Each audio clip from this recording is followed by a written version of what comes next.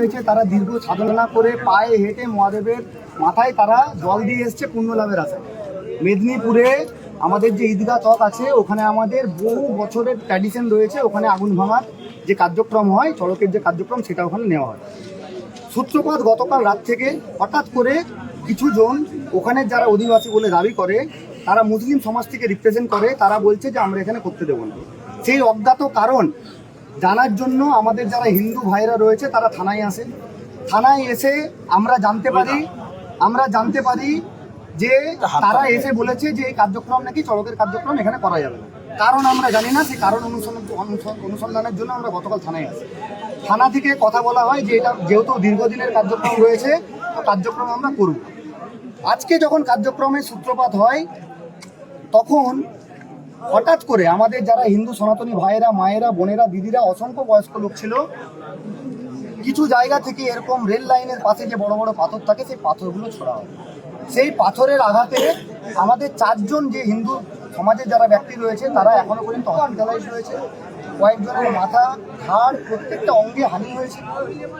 তারপরে কি দেখা গেল, তারা তো ওখানে হসপিটালাইজ রয়েছে, এই অপদার্থ পুলিশ, যে পুলিশ এই সেন্ট্রাল ফোর্সকে সামনে রেখেছে, তাদেরকে কোনো অ্যাকশন করতে দেয়নি, তারা তাদের মতো করে কাজ করে গেছে। তারপরে আমাদের এক হিন্দু ভাইকে আজকে ভেতরে নিয়ে এসে রেখেছে।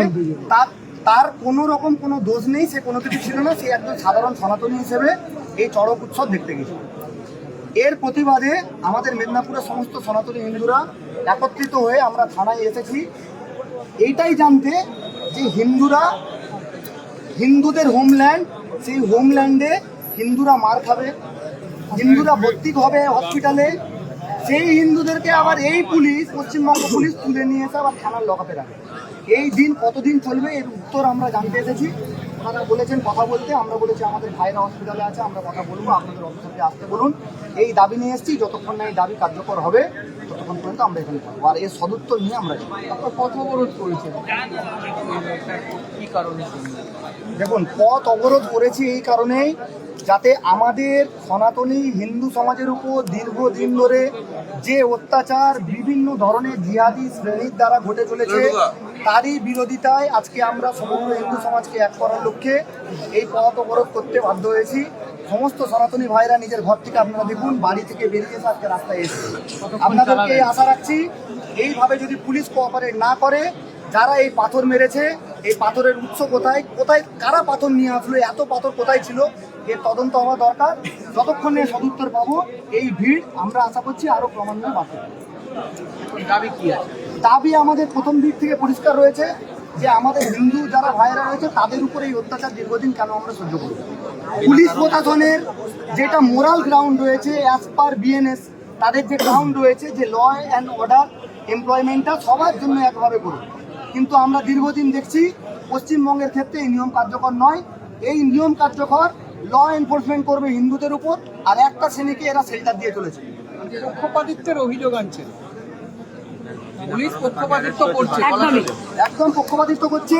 আর এদের বোঝা উচিত যতদিন এরা না এই এমসিসি রাইট, আমাদের এমসিসি লাগু হয়নি, ততদিন পর্যন্ত এরা যা কার্যকলাপ করে গেছে বিভিন্ন আমাদের সমাজের সাথে, তার সব উত্তর এই হিন্দু সমাজকে রিটালিয়েট করবে এবং গণতান্ত্রিকভাবে করবে। আর এখনো এমসিসি চালু থাকা অবস্থায় এনারা যে অ্যাপ্রোচ করছেন, আমরা এটাও দাবি রাখবো, আমরা ইলেকশন কমিশনকে জানাবো যে এই পুলিশ পক্ষপাতিত্ব করছে এবং একটা শ্রেণীর সাথে বিভেদমূলক ব্যবহার করছে। কালকে আমরা রাত 12:30 অবধি আমাদের সমস্ত হিন্দু ভাইয়েরা, সনাতনী ভাইয়েরা শান্তিপূর্ণভাবে আমরা আর্জি জানিয়েছিলাম এবং অ্যাডিশনাল এসপি স্যার ছিলেন এবং দুটি পক্ষের মধ্যে এইটি আমাদের আলোচনা হয়ে বেরিয়ে আসে যে শান্তিপূর্ণভাবে পুলিশ প্রশাসনের তত্ত্বাবধানে আমরা আমাদের যে 600 বছরের পুরনো যে চড়ক উৎসব সেইটি আমরা পালন করতে পারবো। কিন্তু এই জায়গাতে পুলিশ কেন পক্ষপাতিত্ব করছে? পুলিশ আজকে সম্পূর্ণরূপে ব্যর্থ। আজকে সমস্ত ঘরের ছাদ থেকে আমাদের বক্তা অর্থাৎ সন্ন্যাসীদেরকে আহত হয়েছেন। এই সম্বন্ধে পুলিশের কাছে কোনো খবর ছিল না। এইটা নিয়ে সব থেকে বড় আমরা প্রশ্ন হিন্দু সনাতনী ভাইদের মনে জাগে। সনাতনী ভাইদের কাছে সনাতনী ভাইরা একটাই প্রশ্ন করছেন অ্যাডিশনাল এসপি স্যারের কাছে, রাতের অন্ধকারে এবং আপনাদের পুলিশ প্রোটেকশনের তত্ত্বাবধানে থাকার পরেও কি করে বস্তা বস্তা রেল লাইনের পাথর আপনাদের ঘরে ওনাদের ঘরের ছাদে ওনারা মজুত করেছেন, এটা কি আপনারা কি আগে থেকে জানতেন না? এই দাবিতে এবং আমরা এই দাবি সারা রাত অবধি চালিয়ে যাব যতক্ষণ না আমাদের যোদ্ধা জয়ন্ত ভাইকে ছাড়ছে, এবং এটা আমরা চালাচ্ছি এবং চালাবো। আমরা সনাতনী ভাইরা আজকে এক হয়েছি, কারণ এর আগেও আমরা বলেছিলাম পুলিশ, এই দলদাস পুলিশ বরাবরই আমাদের হিন্দু আস্থাতে আঘাত করার পরও কোনোরূপ কোনো ব্যবস্থা নেয়নি। আজকে আমরা এই মেদিনীপুরের পবিত্র মাটিকে কুরুক্ষেত্র করে তুলব যদি আমাদের দাবি না মানা হয়। জয় শ্রীরাম। ভারত মাতা কে। গোয়েন্দা বিভাগ তার মানে ফেলিও, আগে কোনো খবর পাইনি। 100 বার পুলিশের গোয়েন্দা বিভাগ ফেলিওর না, পুলিশের গোয়েন্দা বিভাগও এর মধ্যে পক্ষপাতিত্ব করছে, এটা নিয়ে সব থেকে বড় প্রশ্ন আমাদের জাগে। কারণ এত নিশ্চয়ই এটা যথেষ্ট পরিমাণে 2 দিন বা 3 দিন আগে থেকে পরিকল্পনা ছিল বলেই এতগুলো ঘরের ছাদে রেল লাইনের পাথর ঘুরিয়ে এনে মজুত করা হয়েছিল। তো সুতরাং এই ব্যাপারে আমরা আমাদের পৌরপিতা আমাদের সৌমেন মহাশয়কেও বলেছি এবং আমাদের এসপি স্যারকেও বলেছি, আইসি স্যারকেও বলেছি, প্রত্যেকেই আশ্বাসন দিয়েছেন।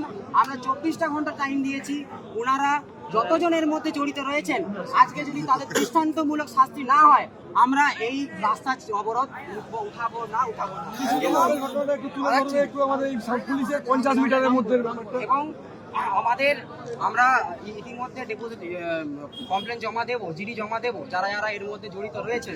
তো আমাদের জয়ন্ত ভাইকে যিনি শুধুমাত্র দর্শক হিসাবে দেখতে এসেছিলেন এই 600 বছরের পুরনো এই চড়ক, ইভেন সেটা নয়, আজকে আমরা যেটা ঈদগাহ চক নামে পরিচিত, আজকে সেটা 100 বছর আগে দাদু ঠাকুমাদের মুখে শুনেছি সেটা চড়ক মাঠ নামে পরিচিত, চরকার মাঠ নামে পরিচিত ছিল।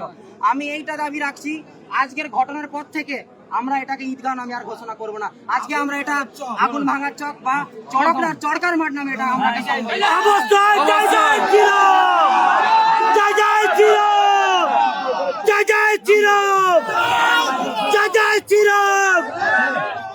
আমাদের ভিডিও ভালো লাগলে লাইক এবং শেয়ার করুন। কমেন্ট সেকশনে গিয়ে জানান আপনাদের মতামত। আরও ভিডিও পেতে আমাদের চ্যানেল সাবস্ক্রাইব করুন এবং প্রতি মুহূর্তে খবরের আপডেট পেতে প্রেস করুন বেল আইকন।